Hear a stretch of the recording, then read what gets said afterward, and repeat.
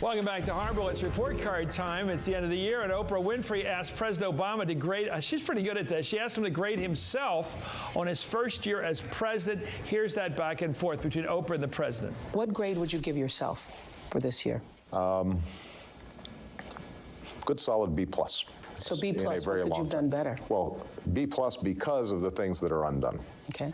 Healthcare is not yet signed. If I get healthcare passed, we tip into A-.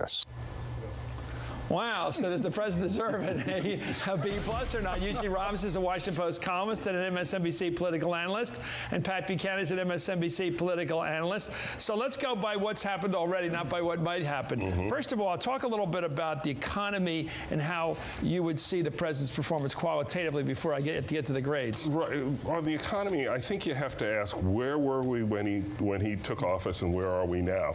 When he took office, we at least believed we were at the precipice, that we could be falling into not just the worst recession since the Great Depression, but in fact another Great Depression. Yeah. We're not in a Great Depression. So I think he should get fairly strong marks for keeping disaster from happening to the economy. Fairly strong marks for averting the second Great Depression. Pat, your qualitative notion on the economy, how he's done. He inherited a tough situation, but it's gotten far worse. You got 10% unemployment rather than 7%. 1/4 of all mortgages are in arrears. 10% of them are underwater. Middle America is suffering like the devil. The stimulus package did not work as predicted and promised, but he did inherit a tough situation. Okay, grade on economy? I gave him a B+ on economy.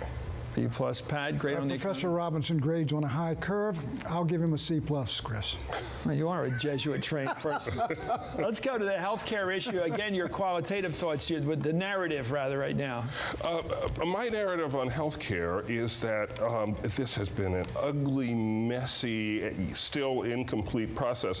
But you're not going to give him an incomplete, are you? No, I'm not. No, and I was tempted to. I'm not, because he has actually brought us closer to healthcare reform. I really do believe that, than any president before him has managed to do. And when you actually look at what we think is almost certain to be in a final bill once they finally get it out, I think they're really quite significant reforms. I think we will look back on this as a very significant piece of legislation.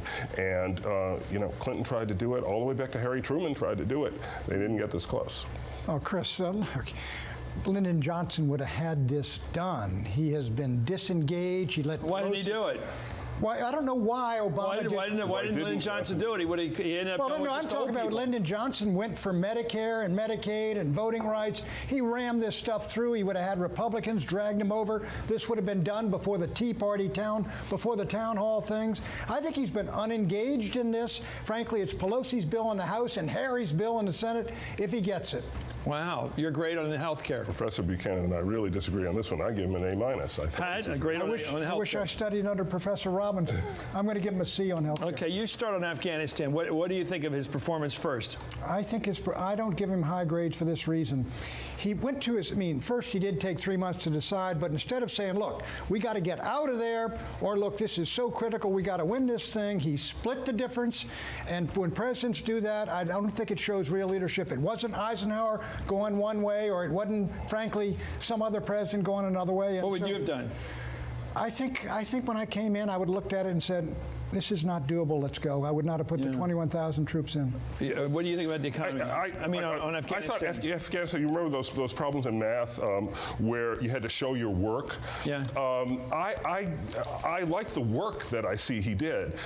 He just didn't come up with the answer on my answer sheet, which is basically the same as the answer on Pat's answer sheet. But I think the process, the points I give him on this are points for, number one, adding the troops early in the year when the general said we've been waiting the better part of a year, this whole thing has fallen apart, he had to do something. I think it was the right thing to do to put in the first 21,000 troops. And I think it was right then to stop the momentum of the whole process, to have this long sort of examination of what we should be doing in this. I just don't like the anscer he reached. You gave him a C+. So did I. And so did I. So what's that tell you, the fact that you're the same as him on Afghanistan? Well, I think that what it tells, look, I don't mind. It tells me that neither one of you guys like the policy. Well, frankly, it's ironically. I would understand if he went one way or another, Chris, but he took a long time to decide, and then he just split the difference.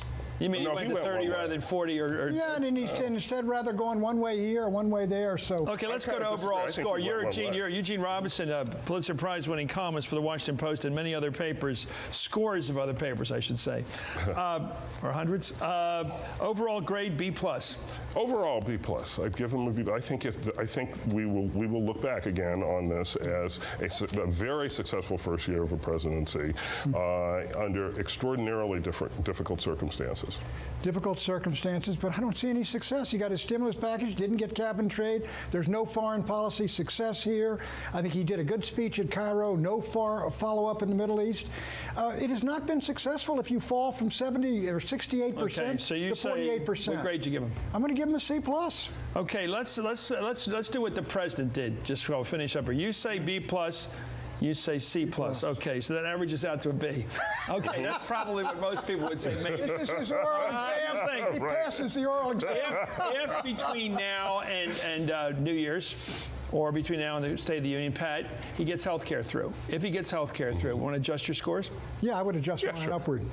Sure. I'd give him a B because I don't think his performance is that his performance is. So you'd go up to B, and what would you do, Gene? I'd probably go up to A-. So you might get a B+ out of this guy. You know what? You guys may be anticipating, or rather, he was anticipating where you're going to end up. But I think this health care thing is still up in the air. Sure, but as we go to Christmas and Hanukkah already, is it his? Is it really his? If you're president, look at Reid, look at Pelosi. Credit. He's sitting there watching them. I mean, why didn't he bring him down there? They could have gotten a deal, Chris, in September. So look, after that town hall stuff. If this thing goes down, you're going to give the loss, aren't you?